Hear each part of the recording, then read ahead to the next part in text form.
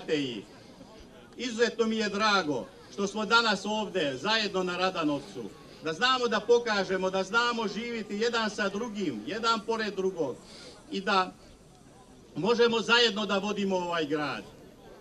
Jer kao što smo i obavili izbore za mesne zajednice i lepo vodimo ove mesne zajednice zajedno, dogovorili smo se za nedelju, svega nedelju dana.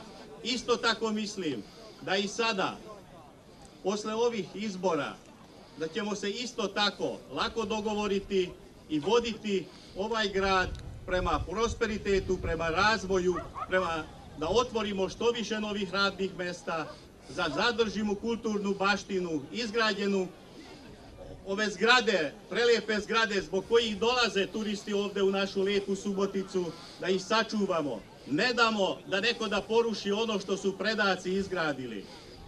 Molim vas da što više nas, da izađemo na izbore i da glasamo za budućnost Subotice, za budućnost svih nas, bez obzira na to kojim jezikom govorimo i koju veroispovest imamo.